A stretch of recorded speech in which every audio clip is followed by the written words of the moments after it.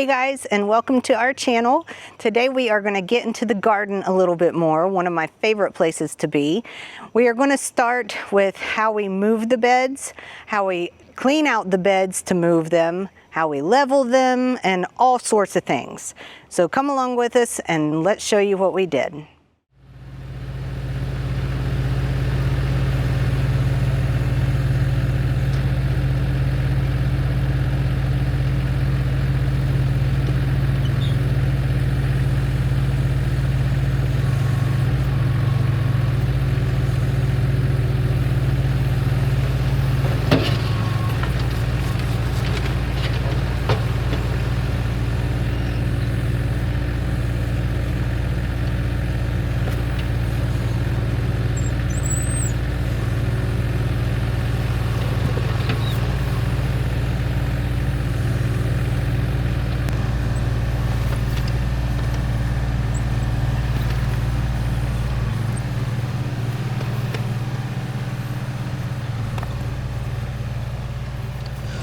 So we wanted to bring you guys over here to our old garden, aka the jungle, and show you how we have been working to empty the beds and then transport them. We're using machinery, right? We are blessed enough to have a Mini X and a tractor. So the Mini X is digging the majority of the dirt out of the middle, making sure to not hit the beds and also not hit the cross braces that are down here inside. So I dig one side, dump it into the tractor bucket, dig the other, and when we get so far, then we have to come in with shovels and basically clean around the edges, throw it into the pile in the area of the bed that I'm able to scoop out of easier. It's pretty much just a matter of dig out as much as we can, put it in the tractor, to which Angela's taking it back near our new garden spot and making a pile. And then when we can get to the point where we can wiggle this bed and lift it up, we do that, and then the tractor will come in with a scoop and clean out as much as we can. That's pretty much it. So there you go, cat's out of the bag. Let's just see if we can get a couple beds emptied before it gets too dark today. I lost my workers. I don't like that one, it's got splinters. Give me the solid metal shovel. This is my favorite one. It's a Fisker's metal shovel. Even the handle's metal. I just center in on the points. I try and get Angela centered, the tractor bucket, the center of the points here, straight in. It's kind of difficult for her to line it up sometimes. It's not easy to see.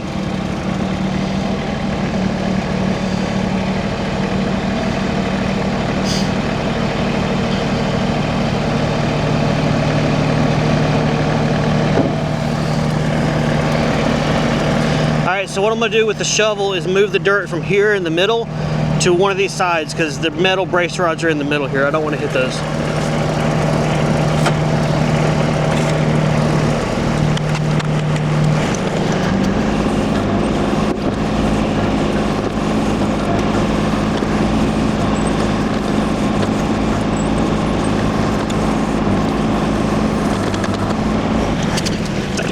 So that's pretty much it, guys. It's nothing like amazing, no rocket science, just using machinery to do what we'd otherwise do by hand with shovels. You may think that it would just be easier just to lift the beds up and let the dirt stay in the middle piled up, but the way these beds are designed, they're corrugated, so they're strong, they're very good vertically, but it also means all those corrugations lock in with the dirt, and it makes it incredibly difficult just to slip up and pull out and then come with the tractor and scoop it up. Unfortunately, you got to dig out at least 2/3 of it before you can really start to really shimmy it, shake it, and get it out of the way.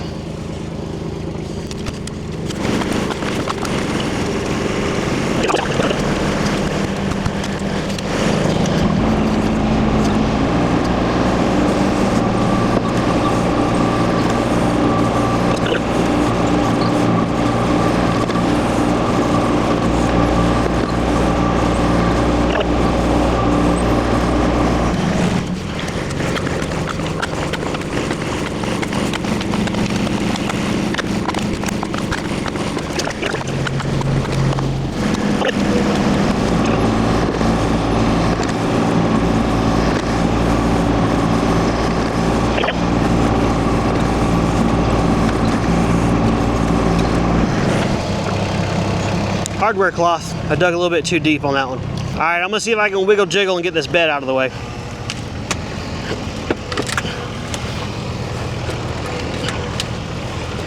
There we go. Just gotta put the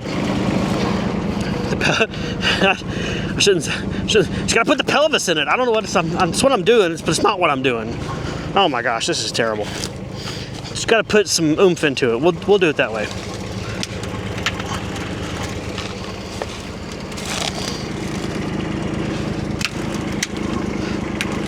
There we go. There we go.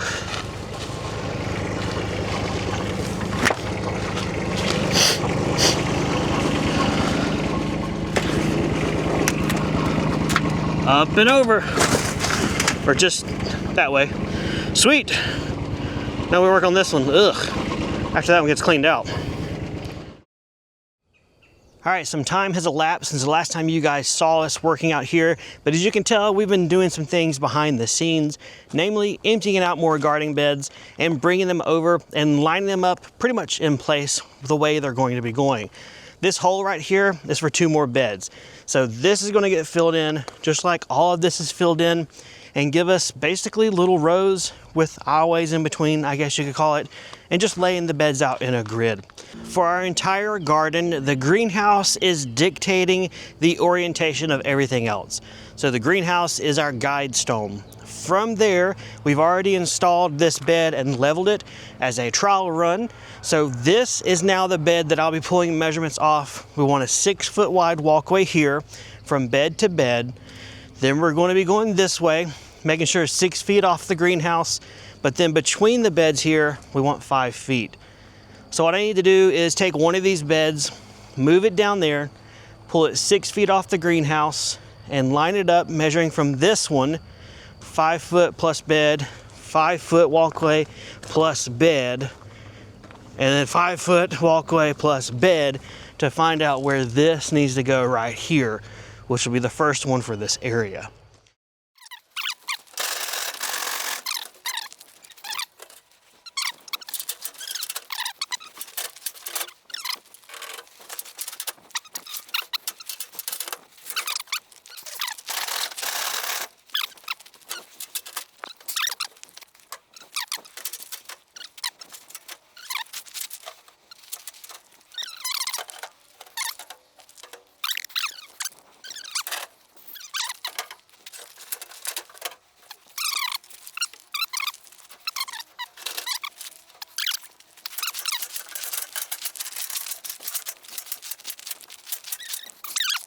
All right, we danced around that for a while and just came to the conclusion that close enough is good enough. It's a garden, it's supposed to be organic. The bubbles within the lines roughly, and that's gonna be as good as we can get because it is dead set on the fabric up there and about 3 inches high down here. So we kicked rocks around the perimeter, we locked it into place. Now what we're gonna do is show you guys our weed barrier and dirt retention system. Trademarked and patented by Angela. She's the brains in this operation at least. So here we have our ag fabric. It was actually a row that we thought we were going to have to put gravel on top of, but we didn't.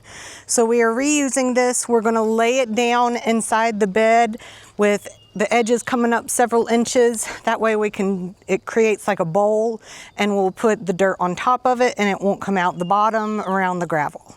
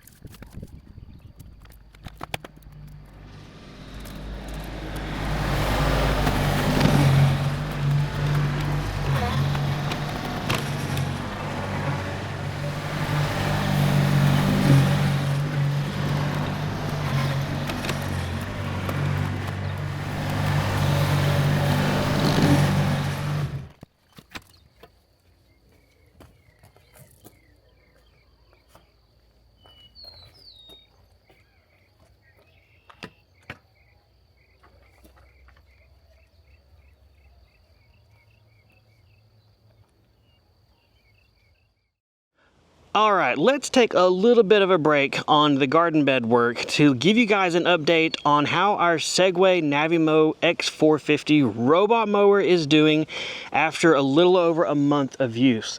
One of our most recent videos was us setting it up and showing it and everything, but those are great, but we always want to see those updates, and a lot of people have been asking us, so let's take a second to go ahead and do that, plus also install a cool little update, which is the garage for the robot mower. So hopefully it'll stay cleaner because it's been out here working and slogging through a bunch of rain and it's looking a little bit dirty. In case you guys missed our first video, this is the Segway Navimow X450 robotic self-automatic magical little mower we've got here. And when I say little, it's actually not that little. It has a 16-inch wide cutting width and has the capacity to mow up to 1.5 acres.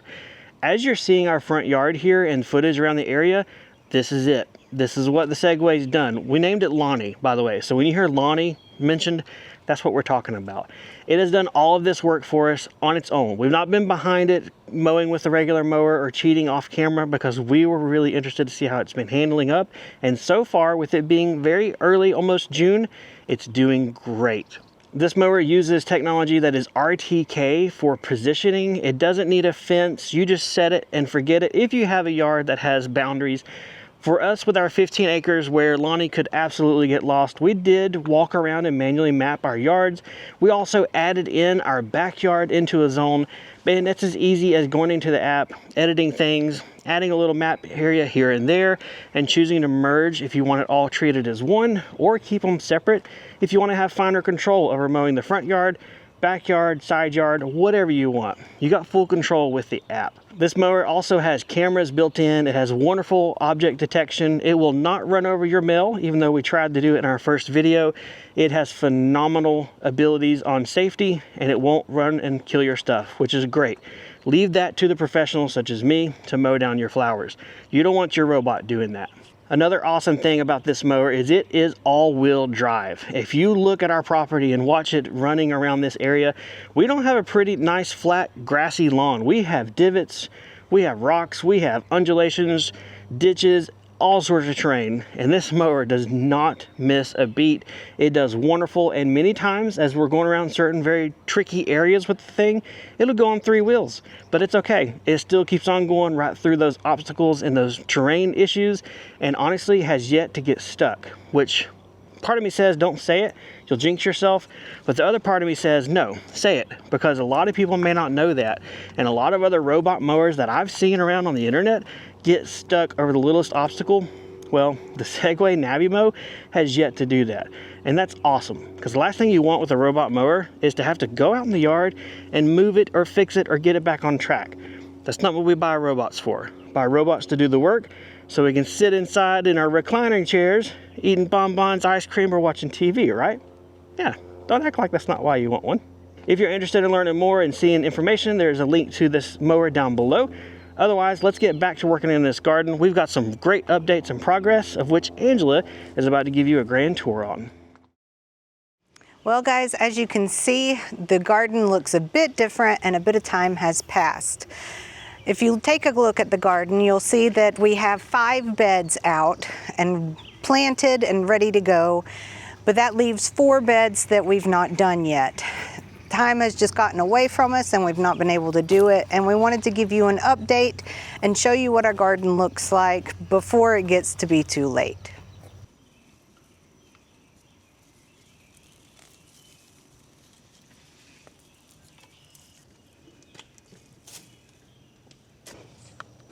So here I am weeding one of our beds. This one has pickling cucumbers and some cantaloupe. And I hope that they do well because the boys love both of them. These are some trellises we found at the hardware store. They're meant to go in a square, but this just looked like it would work perfectly for our cucumbers here. And it does seem to be working. It's pretty sturdy and it allows them to climb up it really well.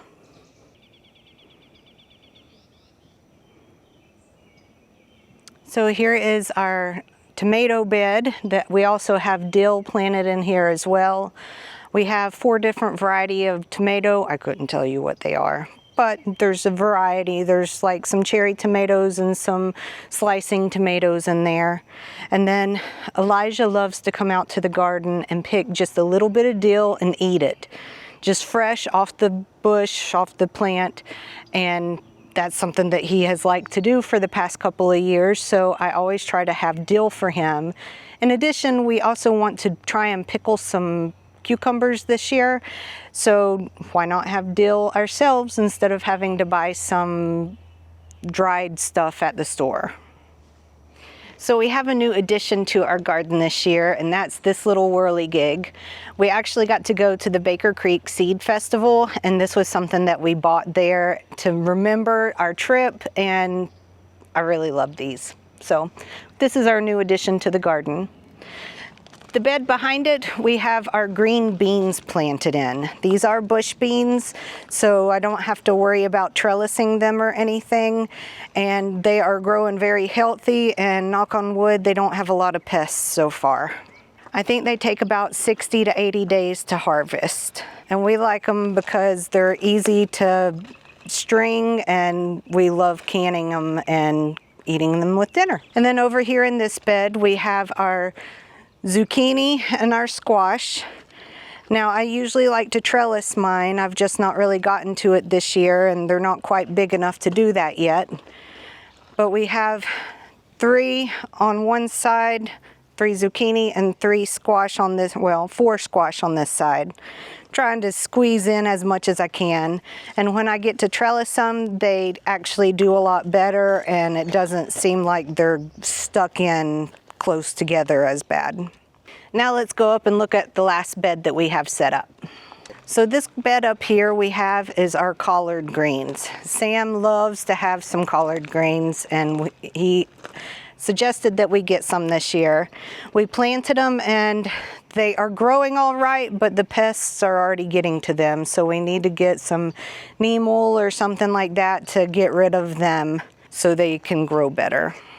And over behind me, we have fruit trees that we bought this year. We plan on putting them in a small orchard that we're going to be putting behind the greenhouse. It's going to be a little bit closer to the house than the other orchard that we have that has just really not done well since we've planted it 4 years ago. So this one has lots of peaches because we love peaches. And I think there's 5 of those. And then we have some plum and some apples. And we just haven't had a chance to plant them yet. And then down here on the ground, I have peonies because they are one of my favorite flowers, that and sunflowers. So I have several, probably 12 to 15 peonies down here that I've just not really found a good place to plant them in the ground yet. Since we did just build a house, we haven't really had a place to put them yet.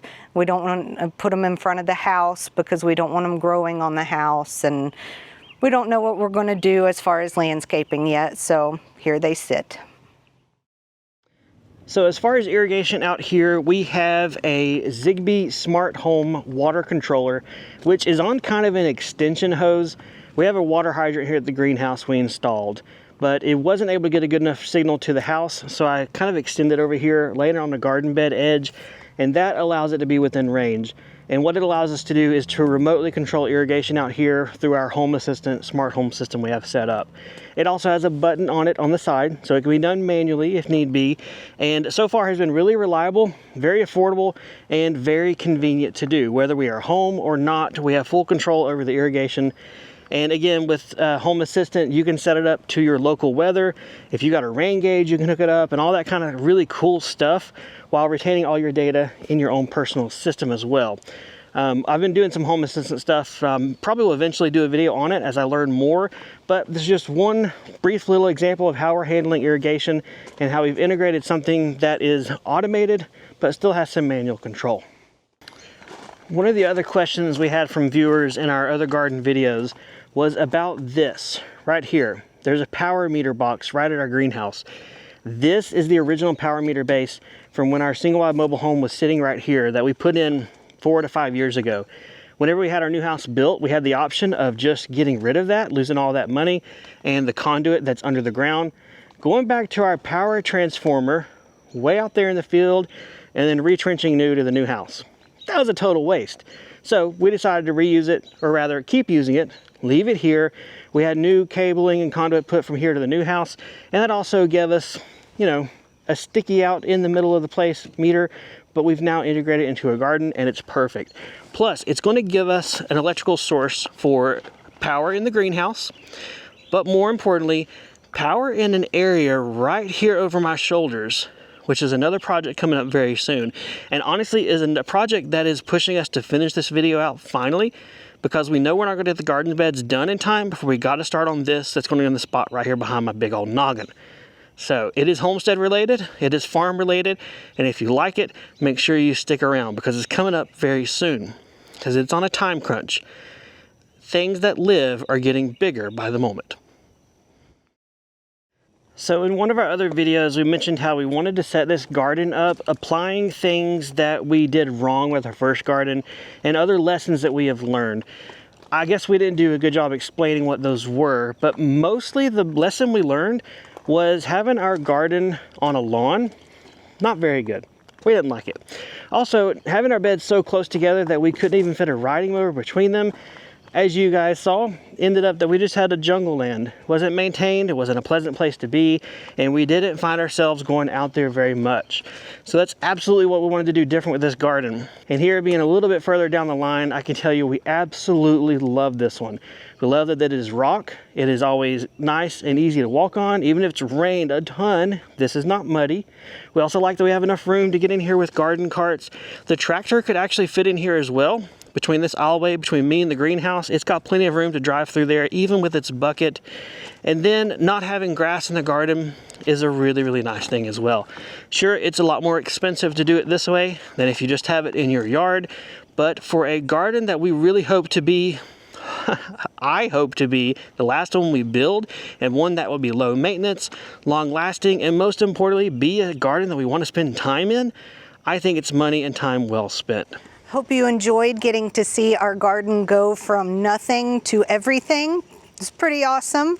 Thanks for coming along. If you have any questions or comments, leave them below. Otherwise, we'll see you guys next time. Bye.